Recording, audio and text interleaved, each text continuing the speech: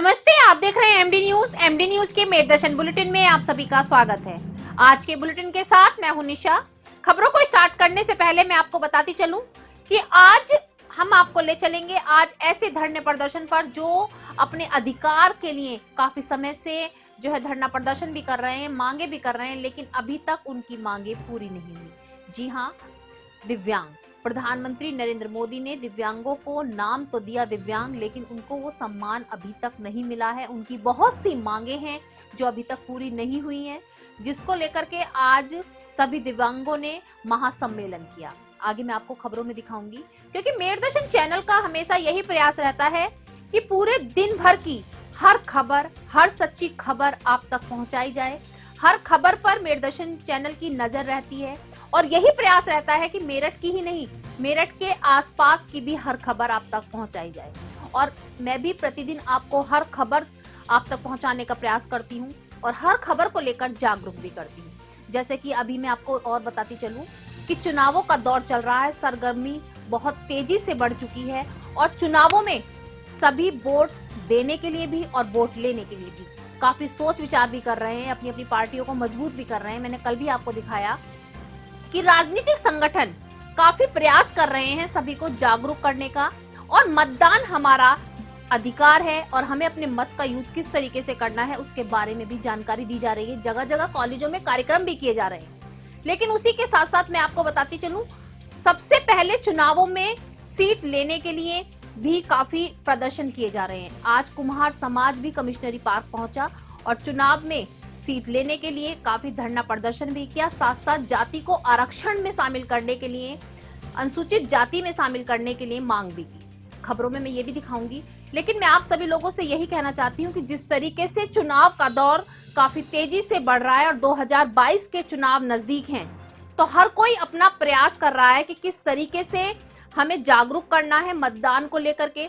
जिनकी वोट नहीं बनी है उनकी वोट बनाई जा रही है, छात्राओं को जागरूक किया जा रहा है, कॉलेजों में प्रयास किया जा रहा है और हर तरीके से कार्यक्रम के माध्यम से सभी को मतदान करने के लिए भी जागरूक किया जा रहा है। क्योंकि मैंने आपको कल भी बताया था, फिर से बताती हूँ कि हमारा एक वोट सरकार बना भी सकता है और गिरा भी सकता है। इसलिए हमें अपने वोट का जो यूज है बहुत ही सोच समझ कर करना है, अपने समझ के साथ अपना मतदान करें। तो आज के समाचारों के प्रायोजक हैं खेमचंद पहलवान, पूर्व सदस्य Uttar Pradesh Congress committee, Arvind Kumar Gupta, Marwari Bhoj, metro plaza, Delhi road, Meerut, doctor Bina Rani Agarwal, समाज सेवी। अब नजर डालते हैं आज की हेडलाइंस पर, जिसके प्रायोजक हैं जूम डिजिटल मूवी वर्ल्ड।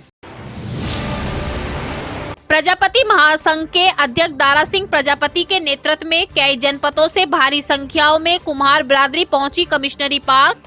कुम्हार समाज को अनुसूचित जाति में शामिल करने व चुनाव में टिकट पाने के लिए उठाई आवाज, जमकर किया धरना प्रदर्शन, की नारेबाजी।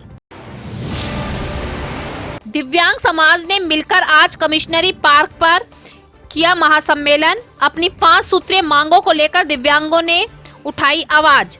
दूर दूर से आए दिव्यांग भी हुए उपस्थित। आरजीपीजी कॉलेज के एजुकेशन विभाग द्वारा सेमिनार के दूसरे दिन नई शिक्षा प्रणाली पर रखे सभी ने अपने अपने विचार। आए हुए अतिथियों ने भी शिक्षा के स्तर को बढ़ाने व शिक्षा के महत्व पर किया व्याख्यान। इलाहाबाद के फाफामऊ क्षेत्र में ग्राम गोरी में दलित परिवारों के 4 सदस्यों की निर्मम हत्या व बार बार दलितों पर हो रहे अत्याचार से आरक्षण बचाओ संघर्ष समिति के सभी कार्यकर्ताओं में रोष। आज सभी कार्यकर्ता पहुंचे जिलाधिकारी कार्यालय, जमकर किया धरना प्रदर्शन। दलितों पर अत्याचार रोकने को लेकर जिलाधिकारी को सौंपा ज्ञापन। स्वीप कार्यक्रमों की श्रृंखला में मतदान जागरूकता अभियान के तहत एनएसपीजी कॉलेज के शिक्षा विभाग में रोबर्ट्स इकाई द्वारा भाषण प्रतियोगिता का किया गया आयोजन। शीर्षक रहा जागरूक मतदान लोकतंत्र के लिए भाग्य विधाता। थाना कंकड़खेड़ा क्षेत्र के शोभापुर गांव में प्रार्थना कर रहे क्रिश्चियन लोगों के घर में कुछ अराजक तत्वों ने डाली बांधा, किया अभद्र व्यवहार।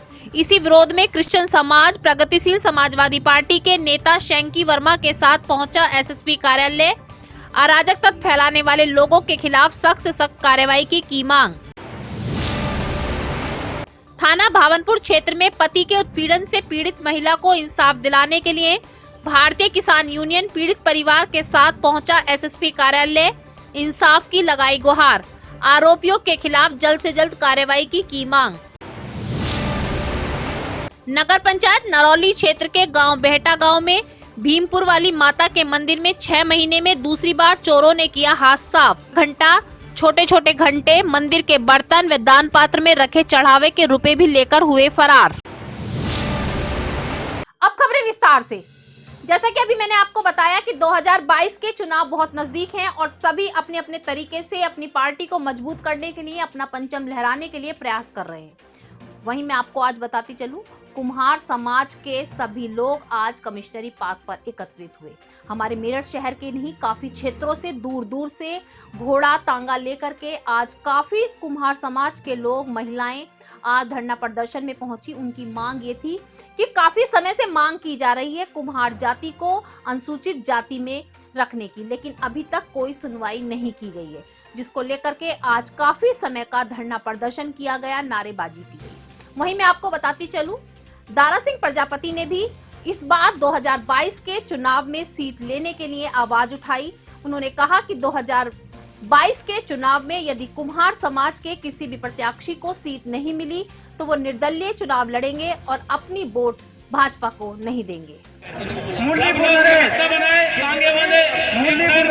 जहाँ भी हो, हम किसी को ये लोग वोट के समय को जो हमने 5-10 लोग चुने हैं, ये हमें अपनी गोद में बिठा लेते हैं। अपनी टीम के साथ जो लोग आए हैं, मैं उनका भी धन्यवाद करना चाहता हूँ।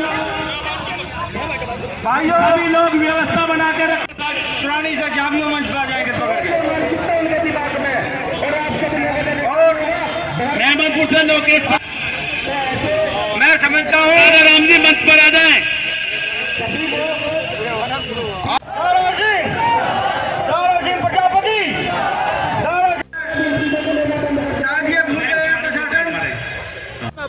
मेरा नाम दारा सिंह प्रजापति है और प्रजापति समाज आज मेरठ में अपनी मांगों के लिए इकट्ठा हुआ है। प्रजापति समाज लंबे टाइम से 30 साल से धरना प्रदर्शन कर रहा है कि हमारी जाति को आरक्षण मिले, हिस्सेदारी मिले, राजनीति में हिस्सेदारी, नौकरियों में हिस्सेदारी, और हमारा जो दबा कुचला समाज है, जो गाँव में 85% बचता है, उनको पढ़ने के लिए उनकी व्यवस्था इतनी खराब है कि उन्हें घरों पर छत नहीं है।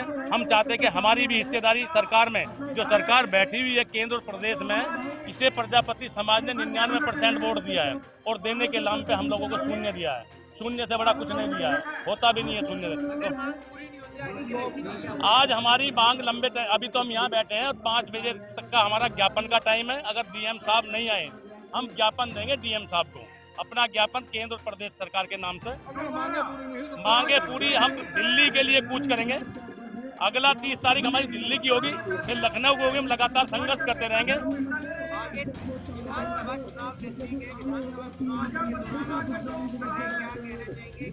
हम ये कहना चाहते हैं केंद्र और प्रदेश सरकार को हमने 3 बार वोट दिया, प्रजापति समाज में 99% वोट दिया।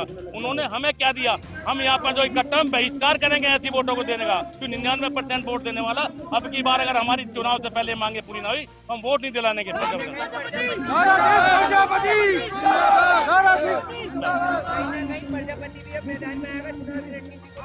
चुनाव की पूरी इच्छा है, ये टिकट देते नहीं है, हम मांगते हैं कि टिकट भी नहीं देते। हमें टिकट दें, हमारे 10-10 लोग लड़ेंगे, मगर देने की इनकी नियत नहीं है। पूरे लड़ रहे हैं, हमारे कई विधानसभा से निर्दलीय लड़ने का पूरा इरादा है। इनका हम बहिष्कार भी करेंगे, इनके सामने लड़ेंगे भी। अभी कुछ समय पहले मैंने आपको दिखाया था कि सभी दिव्यांगों ने महासम्मेलन करने का आह्वान किया था। आज सभी दिव्यांगों ने महासम्मेलन किया, जिसमें मेरठ के ही नहीं, मेरठ के आसपास से काफी दिव्यांग उसमें शामिल हुए। शामिल होने के साथ साथ सभी ने अपनी 5 सूत्रीय मांगों को लेकर आवाज उठाई। दिव्यांगों का कहना है कि उनको बड़ी हीन भावना से देखा जाता है। जैसा कि देश के प्रधानमंत्री ने कहा कि दिव्यांग हैं, इनको सम्मान दिया जाए, लेकिन अभी तक भी उनको सम्मान नहीं दिया जा रहा है। बेरोजगार हैं, रोजगार नहीं दिया जा रहा है। उनको दयनीय स्थिति के रूप में देखते हुए उनको बैसाखी दे दी जाती है, व्हील चेयर दे दी जाती है, लेकिन उनको सम्मान नहीं दिया जा रहा, रोजगार नहीं दिया जा रहा, जिससे सभी दिव्यांग काफी परेशान हैं और सभी रोष में भी हैं। उनका यही कहना है कि कोरोना काल में बहुत से दिव्यांग उनके बीच में नहीं रहे हैं, उनके परिवार सफर कर रहे हैं, जिनके परिवार में पालन करने वाला कोई नहीं है, लेकिन सरकार फिर भी इस ओर ध्यान नहीं दे रही। आज महासम्मेलन में सभी दिव्यांगों ने अपने अधिकारों के लिए और अपनी मांगों को लेकर आवाज उठाई। इस कोरोना काल की बीमारी के बीच हमारे विकलांगजनों के पास में कोई रोजगार तो था नहीं। किसी भी सामाजिक संस्था या किसी सरकार ने कोई विकलांगों के बीच हमारे बहुत सारे सांसद विधायक जो मेरठ के वो हमारी आवाज को उठा सकेगा। हमारे दुख सभी की हम सभी की मांग है। हमारे लोगों को आने दें। रोजगार का मुद्दा हम जोर से उठाएंगे। अब रहा अपना हक लेकर दिखाएंगे। पैसा की को पेट नहीं भरता साहब। पढ़े लिखे विकलांग कब तक धक्के खाएंगे?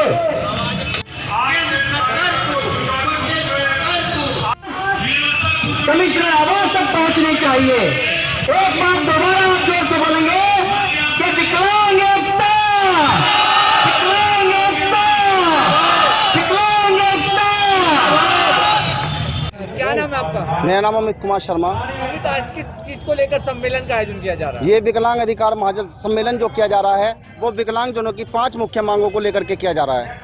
क्या क्या मांगे, क्या चाहते हैं सरकार? हम सरकार से चाहते हैं कि विकलांगजनों को ये ट्राईसाइकिल बैसाखी बांटना बंद करें और उन्हें एक रोजगार की व्यवस्था कराएं। जब विकलांगजनों के पास में 10 से 15 हज़ार रुपए का रोजगार होगा तो ट्राईसाइकिल बैसाखी विकलांगजन अपना आप खरीद लेगा, चाहे वो उसे स्कूटी खरीदनी हो चाहे उसे कार खरीदनी हो, क्योंकि रोजगार होगा तो अपना व अपने परिवार का पालन पोषण भी कर सकेगा। सरकार द्वारा आपको सुविधाएं दी जा रही है?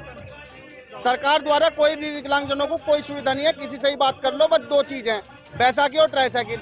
और इसमें भी अगर कोई विकलांग, मैं हूं विकलांग, मैं भी तुम्हारे सामने विकलांग ऑफिस में जाऊं तो मुझे भी आय का प्रमाण पत्र देना पड़ेगा। सुनील कनौजिया सर।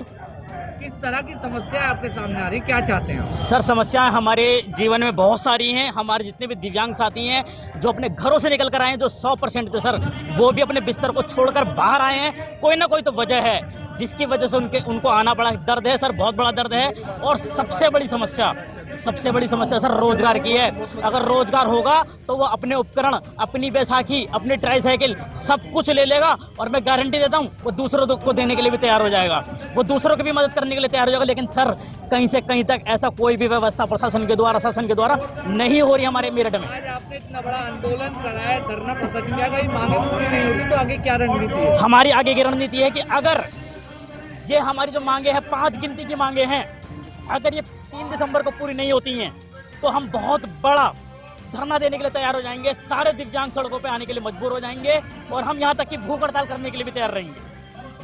आरजीपीजी कॉलेज में चल रहे 2 दिवसीय कार्यक्रम में मैं आज आपको बताती चलूं, भाषण प्रतियोगिता का आयोजन किया गया जिसमें नई शिक्षा प्रणाली को लेकर के सभी ने अपने अपने विचार रखे। साथ साथ जो अतिथि आए हुए थे उन्होंने भी बताया कि शिक्षा का क्या महत्व है। सभी छात्राओं को जागरूक भी किया कि जो नई शिक्षा प्रणाली आई है उसके माध्यम से हर जो छात्रा है आगे बढ़ सकती है और किस तरीके से छात्राओं के जीवन में नई शिक्षा प्रणाली का उद्देश्य है। यही लेकर के आज मैं आपको बताती चलूं, मेरठ की टीम ने वहां पर जो है अध्यापकों से भी बात की और जानकारी ली कि आज के प्रोग्राम का मेन उद्देश्य क्या है। Especially in teacher education institutions. Presently, Dr. Balia is head of Department of Educational Studies at the Central University of Jammu College. मैं अपनी फैकल्टी डॉक्टर मीनाक्षी जैन को अनुरोध करूंगी कि वो मैडम का स्वागत करें। Welcome ma'am. थोड़ा पीछे।